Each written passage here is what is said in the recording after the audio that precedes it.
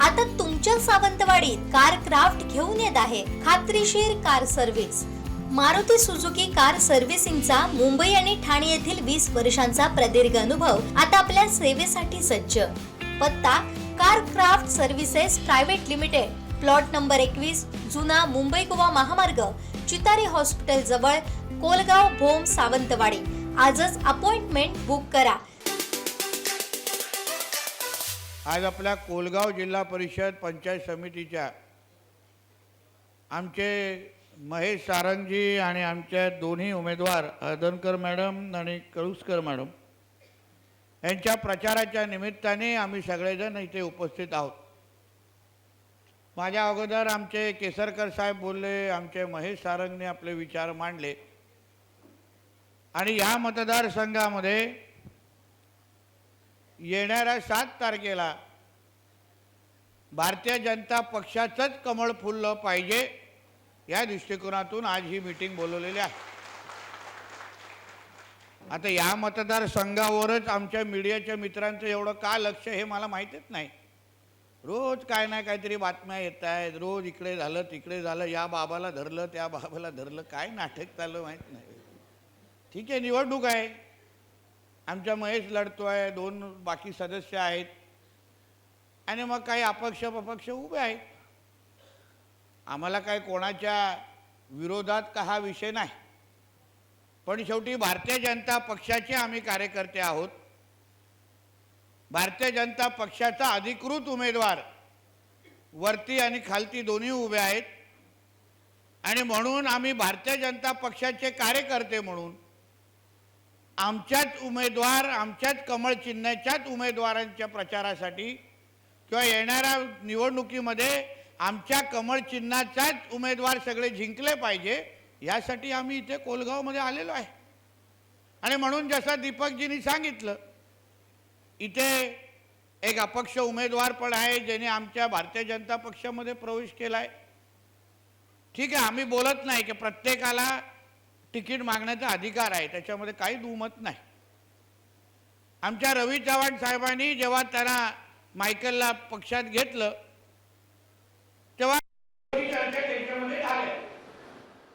आता निवडणूक आहे तर आमची महायुती सन्मान्य राणे साहेबांच्या आणि आदरणीय मुख्यमंत्री साहेबांच्या नेतृत्वात झालेली आहे। आता एकदा महायुती झाल्यानंतर कोणी कुठल्या मतदारसंघामध्ये लढावं या बाबतीमध्ये सगळ्यांची चर्चा झाली। भारतीय जनता पक्षाच्या रचनेप्रमाणे सगळ्यांची चर्चा झाली, यादी प्रदेशला गेली आणि त्यानंतर जी अधिकृत यादी आहे ती जाहीर झाल्यावर आम्ही सगळी निवडणूक लढवतोय। मग एका भारतीय जनता पक्षामध्ये अगर आम्ही कार्यकर्ते म्हणून आम्ही काम करत असताना जो काही पक्ष निर्णय घेईल त्यानुसार काम करणं हे आमचं परम कर्तव्य आहे। शेवटी भारतीय जनता पक्षाचं ब्रीद वाक्यच आहे, पहिला राष्ट्र, पक्ष आणि मग मी। आणि मग असं असताना भारतीय जनता पक्षाच्या विरोधात कोणीही भूमिका घेऊ नये हे स्पष्ट सांगण्यासाठी पण आम्ही सगळेजण इथे आलेलो आहे। कारण का शेवटी या निवडणुकीच्या निमित्ताने उगाच मोठी नावं आणि गैरसमज केली जात आहेत। कोण बोलतायत ते कुठली काय महेश बोलतो अदृश्य शक्ती व्यक्ती। महेश या सिंधुदुर्गामध्ये फक्त एकच शक्ती आहे, ती म्हणजे नारायण राणे, बाकी कुठली शक्ती नाही। उगाच दुसऱ्या शक्तींना जन्म घालू नका आणि उगाच मीडियांना माहिती बातम्या देऊ नका। आम्ही सगळेजण इथे बसलो आहे, आम्हालाही सगळ्यांना नीट करण्यासाठी नीट करायला येतं। 1990 पासून ते आतापर्यंत सन्मान्य राणे साहेबांनी या सिंधुदुर्गामध्ये केलेला प्रवास, या सगळ्या गोष्टी आम्हाला चांगल्या पद्धतीने माहिती आहे। म्हणून आमचं एवढंच म्हणणं आहे, पक्षाची कुठली बदनामी होता कामा नये, प्रदेश अध्यक्षांची कुठली बदनामी होता कामा नये, सन्मान्य राणे साहेबांची कुठलीही बदनामी होता कामा नये। आपण निवडणुका हे जनतेच्या विकासासाठी लढतो, जनतेच्या भविष्यासाठी लढतो, हा विचार घेऊन आपण सगळेजण ह्या निवडणुकीकडे पाहिलं पाहिजे। आणि म्हणून जे काय घडतं, ज्या काही गोष्टी इथे घडत आहेत, आपण सगळेजण शुद्ध मतदार आपल्याला बरं काय वाईट काय आपल्यासाठी चांगलं कोण हे थोडं आपलं शब्द कर। महेश सारंग सारखा एक अतिशय प्रामाणिक, जिद्दी आणि लोकांच्या सेवेसाठी 24 तास काम करणारा एक प्रामाणिक कार्यकर्ता हा सन्मान्य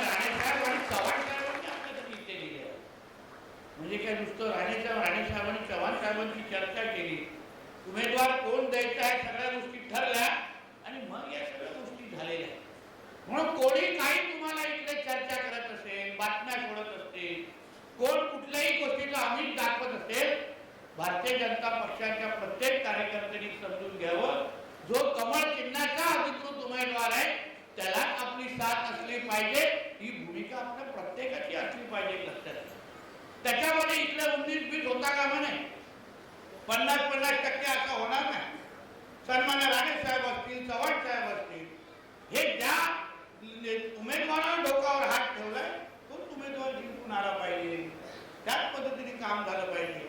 म्हणून ह्या निमित्ताने मी आपल्याला सांगेन, हे जे काय एकंदरीत वातावरण उगाच तंग करण्याचा प्रयत्न चालू आहे ना, काही लोकांनी विसरू नये की जिल्ह्याचा पालकमंत्री हा नितेश राणे आहे. माझी जसा सहन करण्याची लिमिट आहे, आमची केसरकर साहेबांसारखं सहयोगी मित्र नाही. आणि म्हणून माझ्या राज्यात आणि माझ्या कारकिर्दीमध्ये उगाच कोणालाही जनतेला ह्या निवडणुकीच्या निमित्ताने त्रास द्यायला देणार नाही. कायदा कोणी हातात देऊ नये, वातावरण तर बिलकुल कोणी खराब करू नये.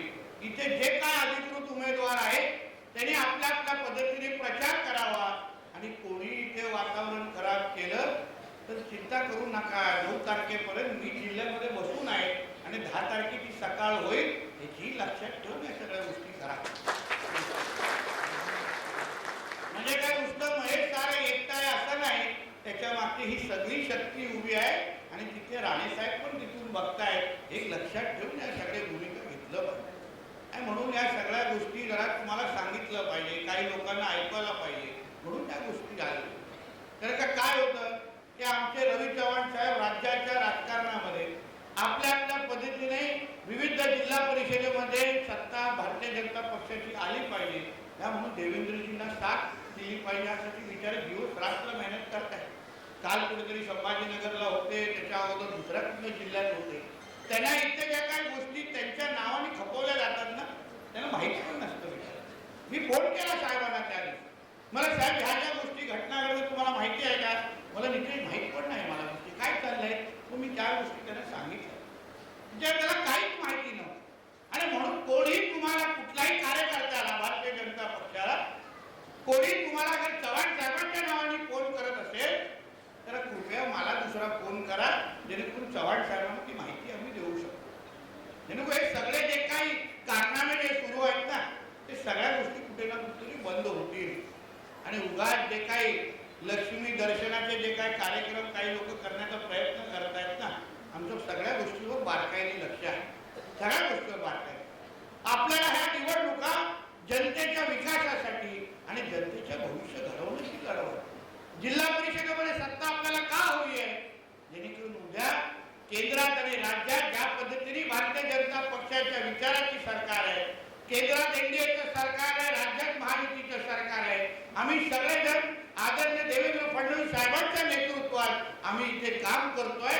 आणि म्हणून ह्या भागाचा विकास करायचा असेल, इथे समृद्धी आणायची असेल तर भारतीय जनता पक्षाच्याच उमेदवाराला मतदान करणं हे आपल्या सगळ्यांचं कर्तव्य आहे. विकास आम्हीच करू शकतो, निधी आम्ही आणू शकतो. आज केसरकर साहेब इकडचे स्थानिक आमदार आहे, माजी मंत्री आहे, एक अनुभवी नेता आहे, मी स्वतः पालकमंत्री आहे, राणेसाहेब खासदार आहे. म्हणजे ह्या कोलगाव भागामध्ये ह्या मतदारसंघामध्ये जिल्हा परिषद आणि पंचायत समितीच्या जो काही विकास आपल्या सगळ्यांना अपेक्षित आहे, जो गावागावामध्ये जे काय विकासाच्या माध्यमातून आर्थिक समृद्धी आणायचे, ते सगळे अधिकार आमच्याकडे आहेत. समोरच्या कोण अपक्ष विपक्ष जे आहेत त्यांना मतदान करून तो बिचारा कुठून निधी आणणार सांगा तुम्ही मला. माझ्या कमळ चिन्हाच्या विरोधात लढून अगर कोणाला वाटत असेल 10 तारखेच्या नंतर नितेश राणे त्याला उभा करेल, तर काही लोकांचे गैरसमज आहे. त्यांनी कदाचित राणेंना व्यवस्थित पद्धतीने ओळखलं नसेल, म्हणून हे पडपड पडपड सुरू आहे. तुम्ही जे काय करत असाल ते आपल्या कमळ चिन्हाच्या अधिकृत उमेदवाराच्या माध्यमातून होत असेल तर मला पूर्ण पाठिंबा आहे.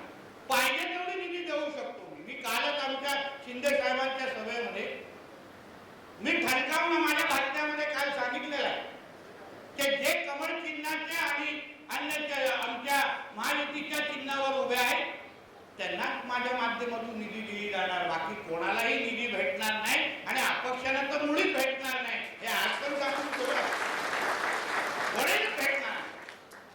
आणि आम्हाला काय चव्हाण साहेब आमच्या भूमिकेशी समर्थ आहे, राणे साहेब भूमिकेशी समर्थ आहेत, आम समर्थ नाही, आमचे केसरकर साहेब आमच्या बाजूने आहेत. मग अजून कोण लागतं आम्हाला इथे? कोण मदत करणार? कुठून निधी आणणार? कुठून काय गोव्यातून निधी आणणार? कुठे अमेरिकेतून निधी आणणार? निधी देणार तिथे बसलाय. सगळ्या जिल्ह्याच्या तिजोरीच्या चाव्या माझ्या खिशात आहे. मी चिन्ह बघून चाव्या फिरवतो, उगाच देत नाही कोणाला. कालपासून आमचे ही स्टेटमेंट दिल्यानंतर आमचे मीडियाचे मित्र आहेत स्टेटमेंट राज्यावर पोहोचवण्यासाठी. बघा आज कसे राखेत आलेले आहेत, मला वाटतं बातम्या मिळणार आहे तिथे. लगेच त्यांनी मीडिया बातम्या लावलं. आमचे विरोधक उभाटा फबाटावाले काय आहेत उरले सुरले इथे, लगेच बोलले की असं कसं संविधान विरोधी भाषा नितेश राणे कसं करू शकतो, मंत्रिपदावर असताना ते असे पक्षपाती कसं करू शकतो. मला अच्छा, मग तुमचा जो मुख्यमंत्री म्हणून तुमचे जे उद्धव ठाकरे तेव्हा महाविकास आघाडीचे मुख्यमंत्री होते, त्यांनी काय वेगळे दिवे लावले? आम्ही विरोधी पक्षाचे आमदार होतो तेव्हा माझ्या कणकवली मतदारसंघाचे जेवढी विकास कामासंदर्भात आम्ही तिथे निवेदन द्यायचो आणि कणकवली मतदारसंघाचा ना निवेदन पैसे देऊ नको अशी भूमिका घेणारा तुमचा उद्धव ठाकरे होता. जरा या उभाटावाल्यांनी कळलं पाहिजे.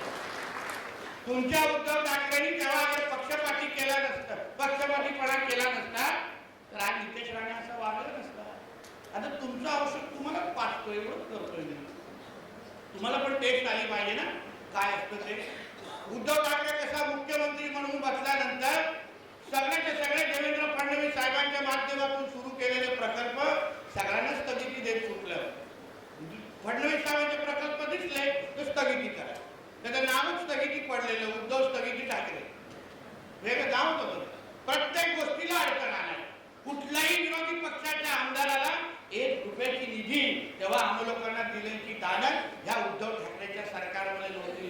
मग तुम्ही उभाटा आणि ह्या लोकांनी आमच्यावर तर बिलकुल टीका करू नये. तुम्हाला तुमचंच औषध पाडण्याचं काम आम्ही करत असू तर आम्हाला काही चुकीचं वाटत. आणि म्हणून तुम्हाला स्पष्ट भूमिका, या कोलगाव भागाचा विकास करायचा असेल तर त्याचं एकच उत्तर आहे. आमच्या महेश सारंगा इथल्या जिल्हा परिषदचा सदस्य निवडून आणा, पाहिजे तेवढी निधी.